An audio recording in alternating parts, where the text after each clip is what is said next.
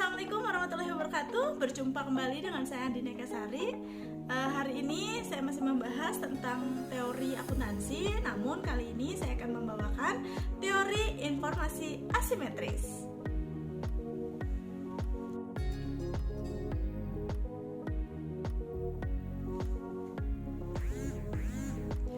Informasi asimetris merupakan perbedaan informasi yang didapat antara salah satu pihak dengan pihak lainnya dalam kegiatan ekonomi. Asimetri informasi juga situasi yang terjadi karena adanya perbedaan informasi tersebut. Nah, di sini ada yang kita kenal bahasanya adalah ada dua hal yang perlu kita ketahui terkait asimetris informasi, yaitu ada namanya hidden knowledge dan hidden action. Hidden knowledge itu adalah keadaan di mana salah satu pihak lebih mengetahui tentang kualitas barang atau kontrak terhadap barang atau jasa yang diperdagangkan dibandingkan pihak lainnya sebagai mitranya.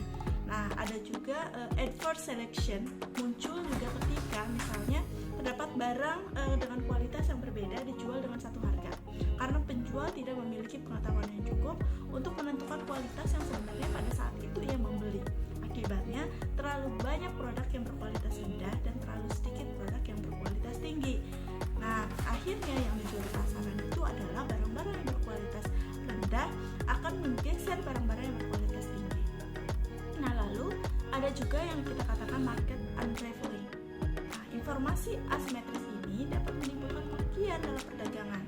Contohnya adalah terdapat pihak yang kurang memiliki informasi, contohnya dalam asuransi. Nah, hal ini bisa menyebabkan pihak asuransi mengeksplorasi lebih jauh informasi mengenai kliennya. Oleh karenanya, pihak asuransi menerapkan model probabilitas kecelakaan di mana setiap individu memiliki resiko yang berbeda-beda. Nah, lalu ada namanya intervensi pemerintah. Pemerintah memiliki cara agar menghindari adverse selection ini yang merugikan. Cara tersebut adalah memaksa semua individu untuk membeli asuransi. Nah, dengan kebijakan ini, konsumen dengan risiko tinggi akan mendapatkan keuntungan dari premi yang lebih rendah. Nah, pengenaan asuransi ini wajib oleh pemerintah menimbulkan tiap individu menggunakan pasar asuransi yang lebih banyak. Namun konsekuensinya adalah perusahaan asuransi tidak dapat membedakan konsumen yang berisiko rendah maupun berisiko tinggi. Nah, jadi itu yang kita katakan dengan hidden knowledge. Nah, yang kedua adalah ada hidden action, adalah merupakan tindakan yang tersembunyi oleh salah satu pihak yang mempengaruhi kualitas barang yang diperdagangkan. Nah, ini bisa contohnya adalah moral hazard, di mana situasi di satu pihak memiliki kecenderungan untuk mengambil risiko karena biaya yang dikenakan tidak akan dirasakan oleh pihak yang mengambil risiko tersebut.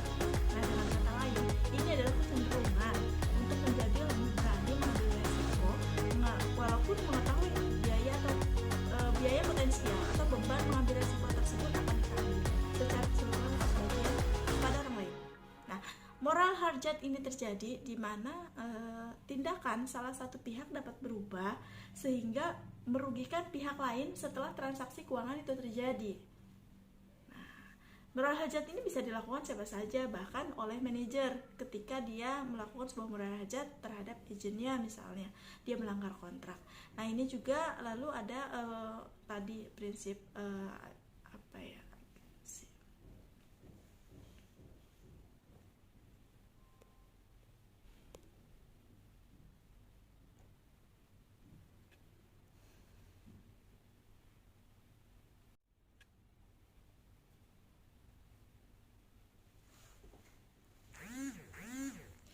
informasi asimetris merupakan perbedaan informasi yang didapat antara salah satu pihak dengan pihak lainnya dalam kegiatan ekonomi.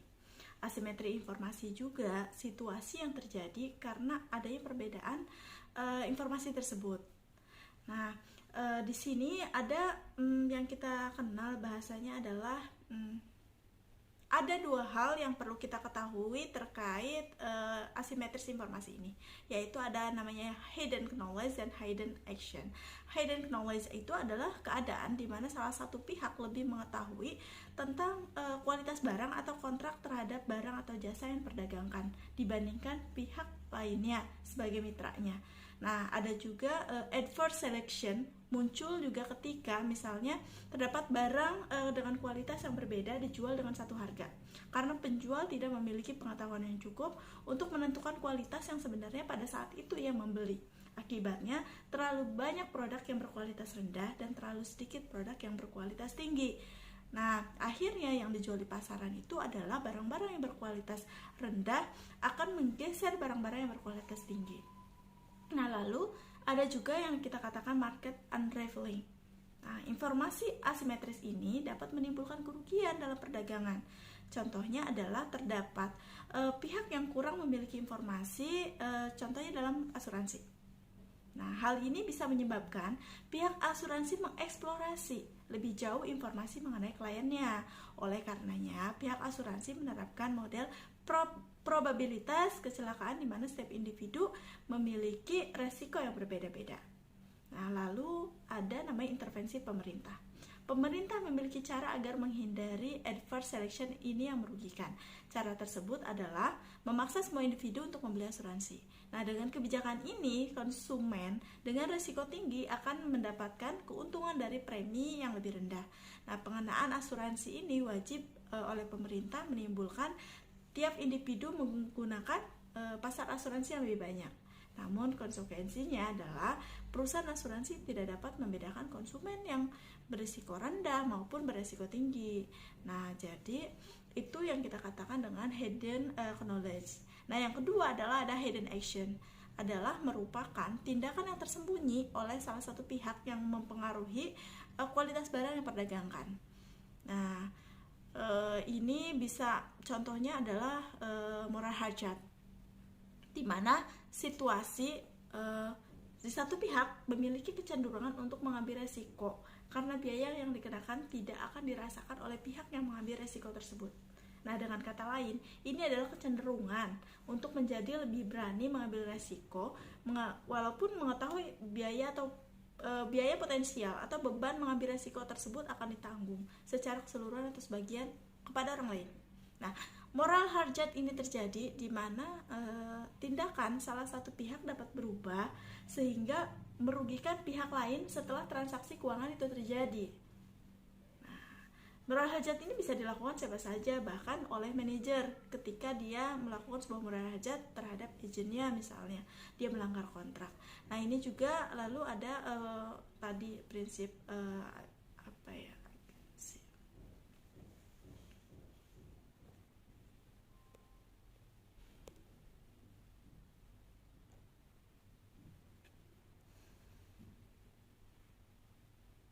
Teori asimetri informasi mengatakan bahwa pihak-pihak yang berkaitan dengan perusahaan tidak memiliki informasi yang sama mengenai prospek dan risiko perusahaan.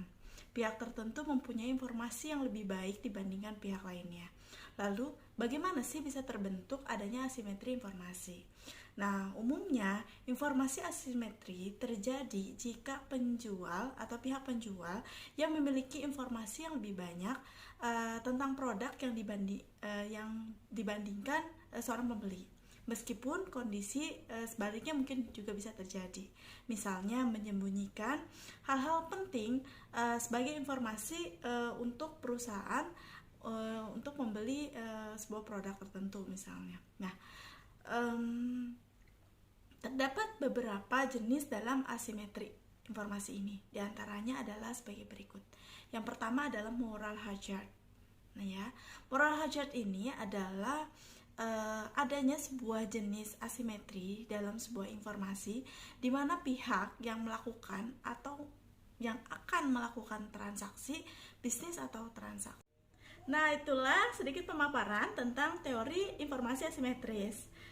Cukup sekian, saya Andina Kasari undur diri. Mohon maaf apabila ada kekurangan. Wassalamualaikum warahmatullahi wabarakatuh.